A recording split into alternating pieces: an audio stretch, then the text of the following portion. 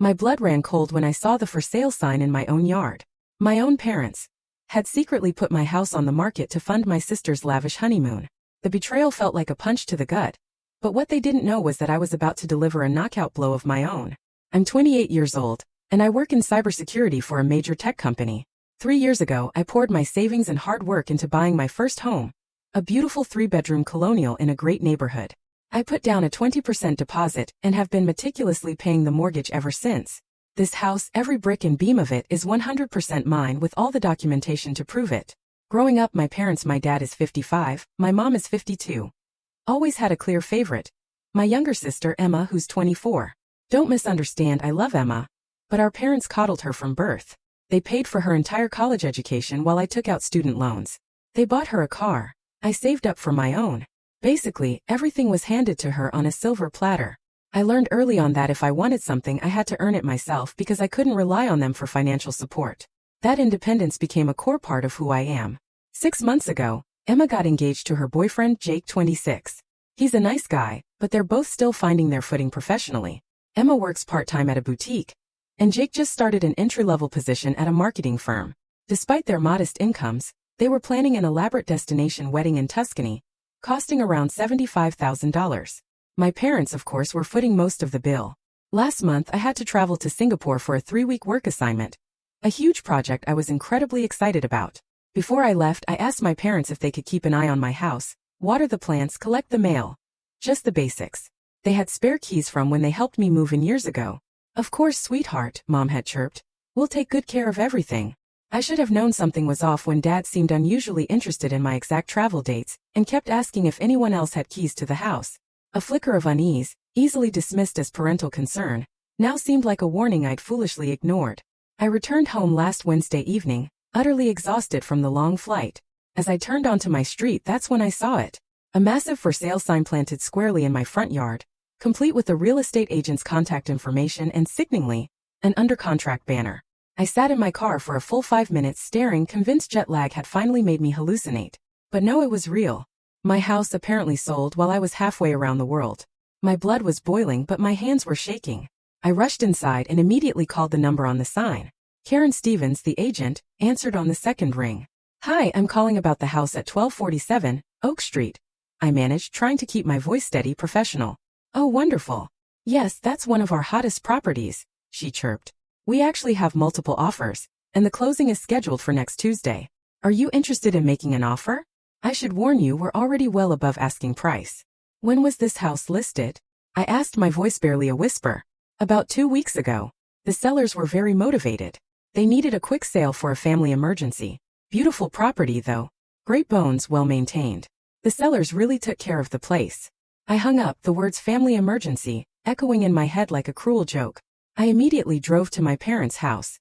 I found them in their living room, sifting through what looked like travel brochures. Emma was there too, excitedly showing them pictures on her phone. "These villas are absolutely gorgeous," Emma was saying. "And the one with the infinity pool is only $500 more per night." She stopped mid-sentence when she saw me standing in the doorway, a ghost of her usual cheerful self. "Surprise!" Mom exclaimed, jumping up with fake enthusiasm. "You're back early. How was Singapore?" I saw the panic flash in her eyes for a split second before she composed herself. Dad was slower to react, and I caught him hastily shoving some papers under a couch cushion. "Cut the act, Mom," I said, my voice dangerously low. "Why is there a for sale sign in my yard?" The room went silent. Dad cleared his throat, looking at Mom, who suddenly found the travel brochures fascinating. Emma's face had gone pale, her eyes darting between our parents, utterly confused. "We can explain," Dad finally mumbled, his voice completely lacking its usual confidence. "I'm listening." I crossed my arms, blocking their escape from the doorway. I wanted them to feel trapped just like I had when I saw that sign. Mom took a deep breath, launching into what was clearly a rehearsed speech. "Honey, we know this might seem shocking, but we had to make a difficult decision while you were away. Emma's wedding is next month, and we've hit some unexpected expenses." "What does that have to do with my house?" My voice was rising and I didn't care who heard. "The honeymoon," Emma whispered, finally understanding. "Jake and I found this amazing villa in Tuscany for after the wedding, but it's way more expensive than we originally budgeted. We'd have to cancel if we can't come up with the money." I stared at them in utter disbelief.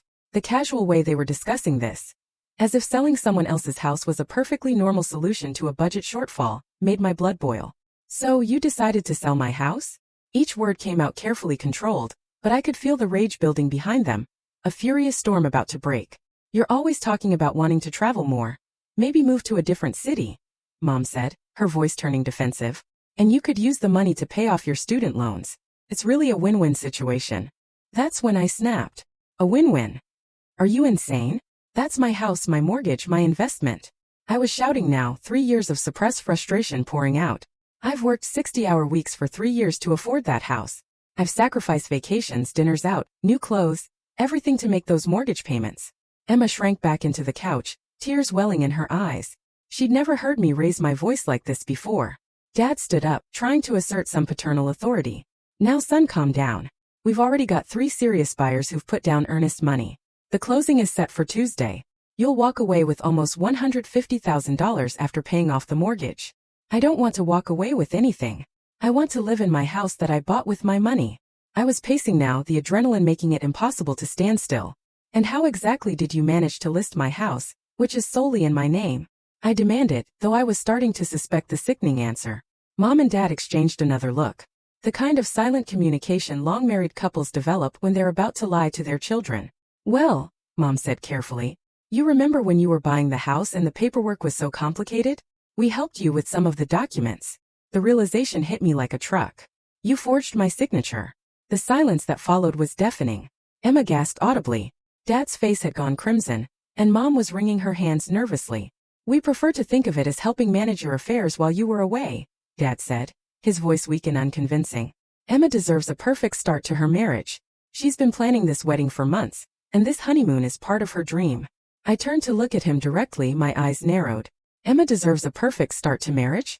What about what I deserve? What about my dreams? What about my right to own property without worrying that my own parents will steal it from me? We weren't stealing. Mom protested weakly. We were going to give you the money after. Taking your cut to pay for Emma's vacation, I interrupted. How much were you planning to skim off the top? How much of my money were you going to spend on my sister's honeymoon? The guilty looks on their faces told me everything I needed to know. Emma finally spoke up, her voice barely above a whisper. I didn't know they were going to sell your house. I swear, they just said they found a way to pay for the upgraded honeymoon package. I looked at my baby sister, whom I'd always protected and loved despite our parents' favoritism. For a moment I saw her as she really was, not malicious but willfully naive. She'd learned to accept gifts without questioning their source because questioning might mean losing them. And you didn't think to ask where they were getting $50,000 for your vacation? I asked, though my voice was gentler with her than it had been with our parents. She looked down at her hands, shame coloring her cheeks. I guess I didn't want to know. The honesty of that admission hit me harder than any lie could have. She didn't want to know because deep down she suspected it wasn't legitimate. But not knowing meant she could enjoy the benefits without feeling guilty about the cost. Emma, I said, sitting down across from her. When someone offers you something that seems too good to be true, it usually is. $50,000 doesn't just appear out of nowhere. Especially not when Mom and Dad have been struggling financially for years. She nodded miserably. I know that now. I wanted the perfect wedding so badly that I didn't let myself think about it too hard. Dad cleared his throat again. Look son, what's done is done. The contracts are signed. The buyers are excited. And frankly, we need this money. Emma is not the only one who benefits. We're drowning in debt here. Then maybe you should have thought about that before you committed to paying for a wedding you couldn't afford. I shot back. Maybe you should have had an honest conversation with Emma about what you could and couldn't provide instead of lying to everyone, including yourselves. Mom started crying then. The kind of manipulative tears she'd used to get her way since I was a child. We just wanted to give our daughter a beautiful wedding. Is that so wrong? Not with your own money? No, but with my money?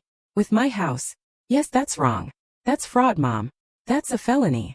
I left that night without saying another word. I needed time to think, and more importantly, I needed to make some phone calls. The drive home was a blur. I kept replaying the conversation, trying to understand how my own parents could betray me so completely. The more I thought about it, the angrier I became. This wasn't just about money. This was about respect, boundaries, and the fundamental trust that should exist between family members. When I got home, I poured myself a large glass of whiskey and sat in my kitchen, staring at the for sale sign that was still mocking me from my front yard. That sign represented everything wrong with my family dynamic. Emma's needs always came first. My parents always found a way to justify their favoritism, and I was expected to just accept it. Not this time. First, I contacted Karen Stevens again and explained the situation. She was horrified to learn that the house had been listed fraudulently, and immediately agreed to cooperate with whatever legal action I decided to take. In 30 years of real estate, she told me, I've never seen anything quite like this. Family disputes over property are common, but outright forgery? That's a new one for me. She also provided me with copies of all the paperwork my parents had signed, including the listing agreement and the purchase agreements from the 3 buyers. Having these documents would be crucial for what I was planning. Next, I called my lawyer, a sharp woman named Patricia Chun who specializes in real estate fraud. She was fascinated by the case and agreed to take it on. This is pretty clear-cut fraud and forgery, she told me. But the fact that they're family members complicates things. Are you sure you want to pursue this legally? They sold my house without my knowledge or consent to pay for my sister's vacation. What do you think? I think we're going to make your parents very uncomfortable. Let me make some calls. Patricia explained that because the property was solely in my name, and I had never given permission for the sale, my parents had committed several serious crimes. The forgery alone was a felony, but when combined with the real estate fraud and the financial impact on the buyers, we were looking at potential federal charges. The good news, she said, is that we caught this before any money actually changed hands. If the sale had gone through, this would be much more complicated. By the way, if you're still with me, make sure to hit subscribe. More unbelievable stories are coming. Then I did something that I'm particularly proud of. I called my boss and explained the situation. My company has excellent legal resources, and they were outraged that someone had tried to defraud one of their employees. They immediately put me in touch with their corporate legal team. We take care of our people, my boss told me. If you need time off to deal with this, take it. And don't worry about the legal costs. We've got your back.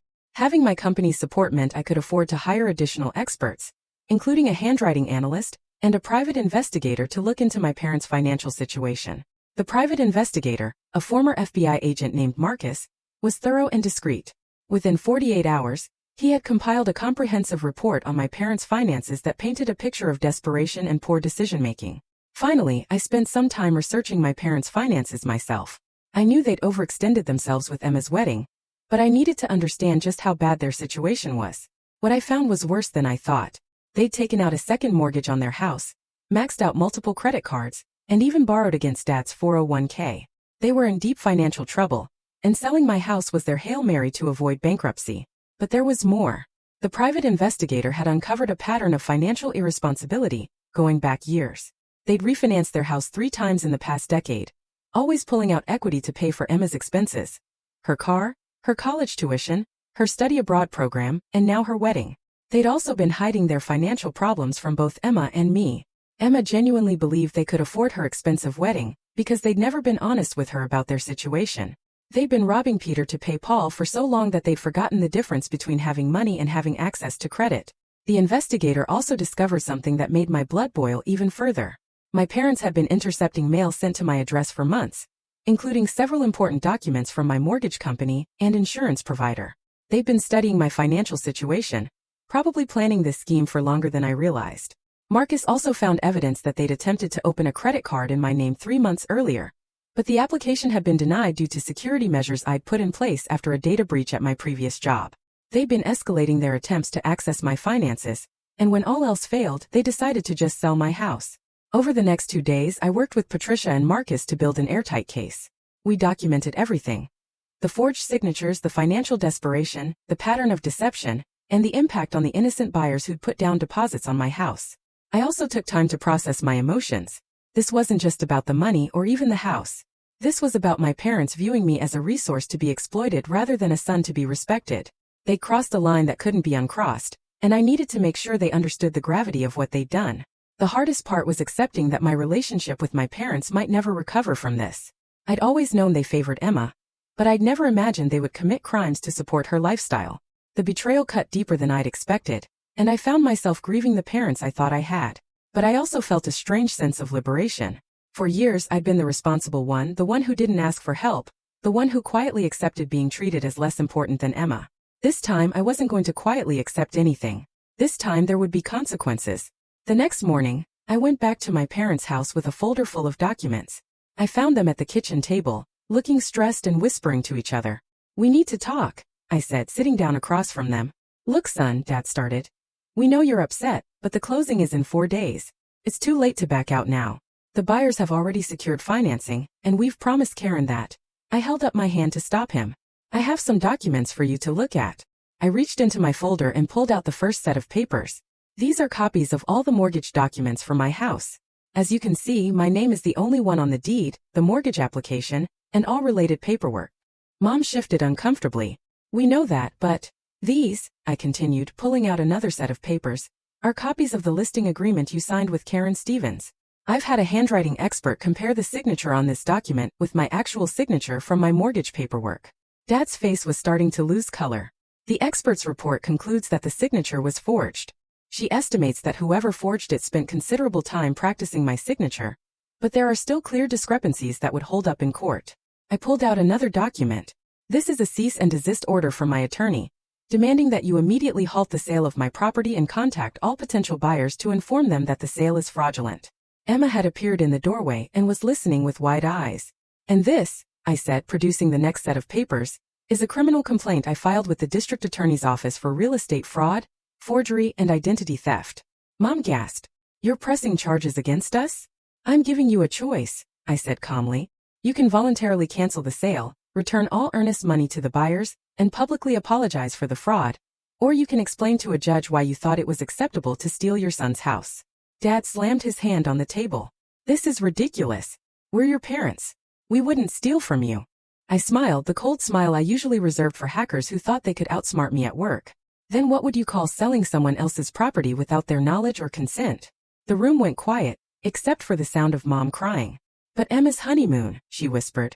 We already promised her. That's not my problem. You made a promise you couldn't keep using money you didn't have by selling something that wasn't yours. Actions have consequences. I pulled out one final document, and this was the best part. Emma stepped closer. What is it? It's a full financial background check on Mom and Dad. It turns out that attempting to sell my house isn't their only financial crime. I looked directly at my parents. Did you know that it's illegal to lie on a mortgage application? Because when you took out that second mortgage 6 months ago, you claimed that your household income was $20,000 higher than it actually is. Dad's face went completely white. You also failed to disclose the loan you took against your 401k, which is required information when applying for a mortgage.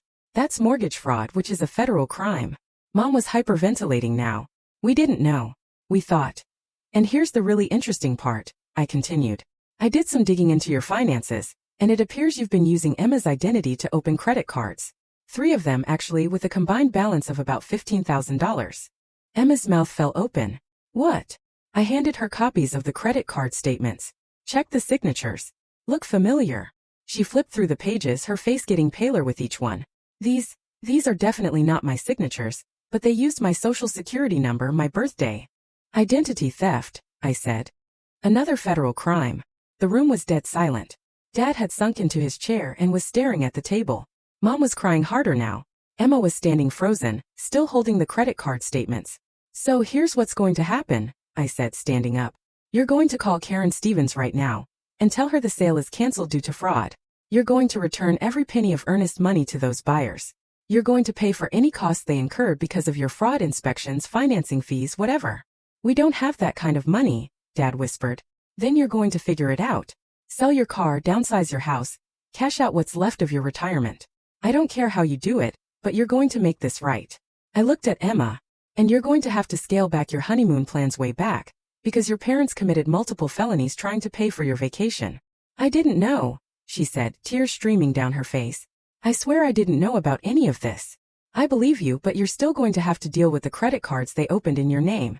I'd suggest freezing your credit immediately and filing a police report. I turned back to my parents. You have 24 hours to cancel the sale and start making this right. If you don't, I'll hand all of this evidence over to the FBI's Financial Crimes Division. And unlike local police, federal agents don't care that you're my parents. I left them with copies of all the documents and went home to wait. That evening, Karen Stevens called me. Your parents contacted me this afternoon and canceled the listing. They seemed very upset. They're coordinating with the buyers to return all deposits and cover additional costs. Good. I have to ask, are you really going to press charges? That depends on how cooperative they are going forward. The next day, Emma came to see me. She looked like she hadn't slept in days. I talked to Jake, she said. We're postponing the honeymoon. We're going to do a long weekend at a cabin in the mountains instead. That sounds nice. I also filed a police report about the credit cards and froze my credit. The officer said I should probably get a lawyer. Probably a good idea. She sat down on my couch and started crying again. I'm so sorry. I know you think I knew what they were doing, but I swear I didn't. I've always been so focused on what I wanted that I never questioned where the money was coming from. I sighed and sat down next to her. Despite everything, she was still my little sister. I don't think you knew about the house, I said. But you had to know they were spending way beyond their means for your wedding. I did know that. I guess I thought it was their choice to make. I didn't realize they were breaking laws to do it. Emma, they could go to prison for this. Fraud, forgery, identity theft. These are serious crimes. Are you going to turn them in? I was quiet for a long moment. I don't know yet. It depends on what they do next. Over the next week, my parents worked frantically to undo the damage. They canceled the house sale and returned all deposits. They paid almost $8,000 in fees and costs to the affected buyers. They contacted the credit card companies to report the fraudulent accounts opened in Emma's name. They started working with a financial counselor to address their debt problems. And they agreed to pay me $2,000 to cover my legal fees. The process wasn't smooth. Karen Stevens had to work overtime to contact all the buyers and explain the situation. 2 of the 3 buyers were understanding, especially after my parents agreed to cover their inspection costs and attorney fees. The 3rd buyer, however, was furious and threatened to sue for breach of contract. That buyer, a young couple named the Hendersons, had already given notice at their apartment and arranged for movers. They'd been planning to close on my house the following Tuesday and move in that weekend. When they learned the sale was fraudulent, Mrs. Henderson broke down in tears right there in Karen's office. We've been looking for a house for 2 years, she sobbed. We finally found the perfect place, and now we have nowhere to go. Our lease is up, our stuff is packed, and we've already enrolled our daughter in the school district. My parents had to scramble to find them temporary housing and cover their moving expenses twice. Once to move their belongings into storage, and again when they eventually found another house 3 weeks later. The total cost to compensate the Hendersons was nearly $4,000. The financial counselor my parents started working with was brutally honest about their situation. During their first meeting, which I attended at their request, she laid out the harsh reality. You're essentially bankrupt, she told them. You have negative net worth, no savings, and you're carrying debt that would take you 15 years to pay off at your current income level. She recommended they consider selling their house and downsizing immediately. The equity in your home is the only thing keeping you from complete financial ruin, she explained. If you don't act soon, you'll lose it to foreclosure anyway. Mom cried through most of that meeting. Dad sat in stunned silence as the counselor explained how their financial decisions over the past decade had created an unsustainable situation. We just wanted to give Emma everything we never had, Mom whispered. I understand, the counselor replied. But you can't give away money you don't have, and you certainly can't steal it from your other child.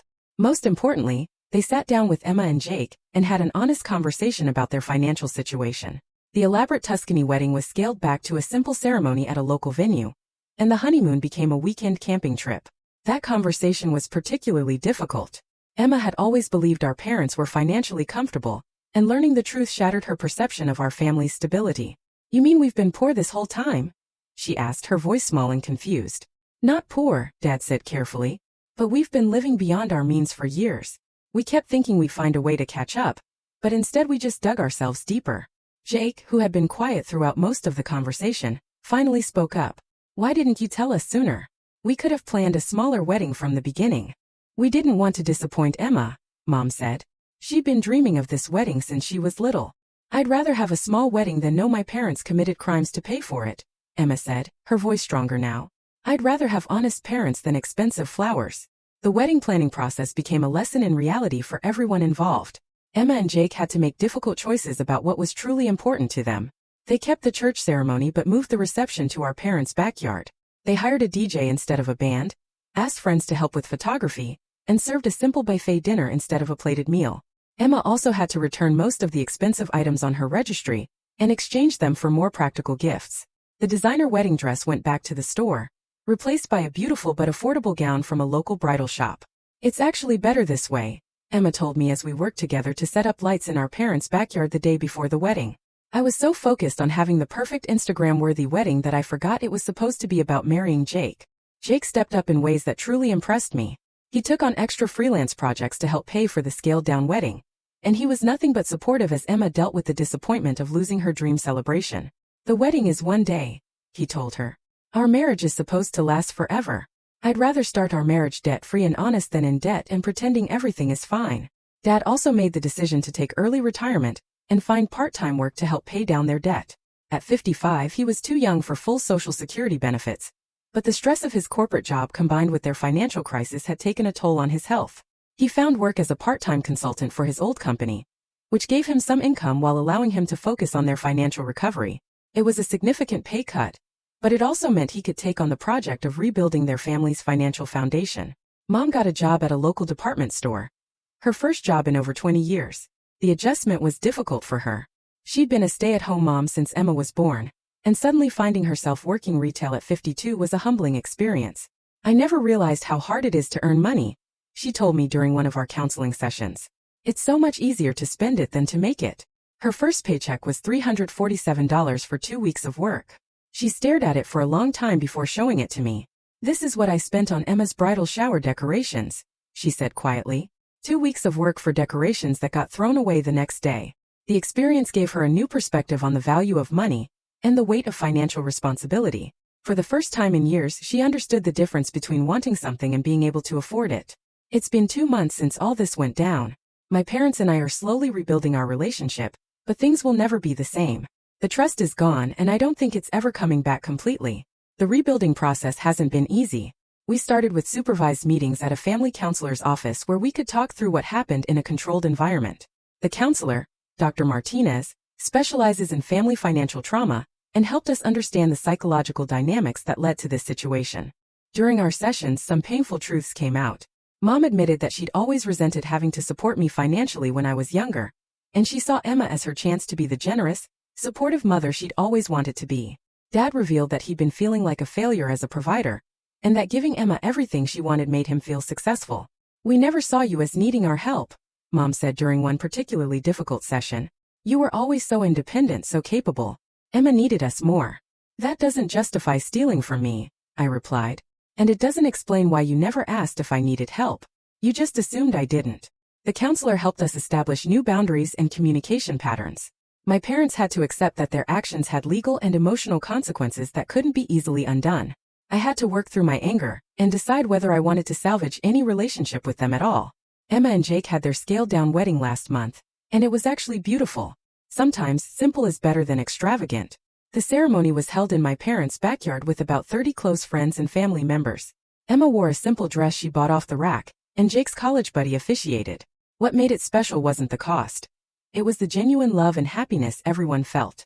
Emma seemed more relaxed and present than I'd ever seen her at any of her previous milestone events. She and Jake wrote their own vows, and there wasn't a dry eye in the house when they talked about facing life's challenges together. Emma seems to have learned something profound from this experience.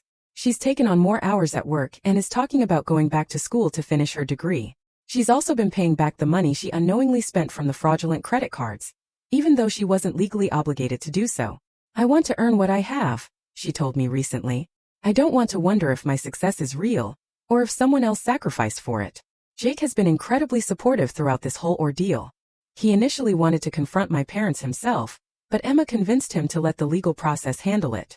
He's also been encouraging Emma to build her own financial independence, and has taken on extra freelance work to help them pay down their debts faster. I decided not to pursue criminal charges, as long as my parents continue to make restitution to everyone affected by their fraud. They're still paying off the costs from the canceled house sale, but they're making progress. The total amount they owe is around $12,000, which they're paying back at $500 per month. My house is still mine, obviously. I've since added some extra security measures and changed all the locks. I've also made it very clear to my parents that they are never to have access to my home again. They've accepted this boundary, though I can tell it hurts them. The physical changes I made to my house were just the beginning. I also hired a financial advisor to help me better protect my assets and set up additional safeguards against identity theft. I've learned that independence isn't just about making your own money. It's about protecting it too. I've also been working with a therapist individually to process the betrayal and figure out how to move forward with my family relationships. It's been helpful to have a neutral space to work through my feelings without worrying about hurting anyone else. The most surprising development has been how this experience has affected my relationship with Emma. We're actually closer now than we've been in years. She sees me as a person rather than just her older brother, and I see her as someone who's capable of growth and change. I never realized how much our parents' favoritism hurt you, she told me during a recent conversation. I thought you didn't care because you never said anything. I did care, I admitted. I just learned early that complaining wouldn't change anything. So I focused on taking care of myself. We've started having regular coffee dates where we talk about our goals, our relationships, and our family dynamics. It's been refreshing to have an honest relationship with her for the first time in our adult lives. The whole experience has taught me that sometimes the worst betrayals come from the people who are supposed to love and protect you. But it's also taught me that standing up for yourself, even when it's difficult and painful, is worth it. I'm proud of how I handled the situation, and I'm proud of the person I've become through it. My parents and I may never have the close relationship I once hoped for, but we have an honest one. What do you all think? Have any of you ever had to draw such a hard line with family? I really want to hear your thoughts and experiences in the comments below.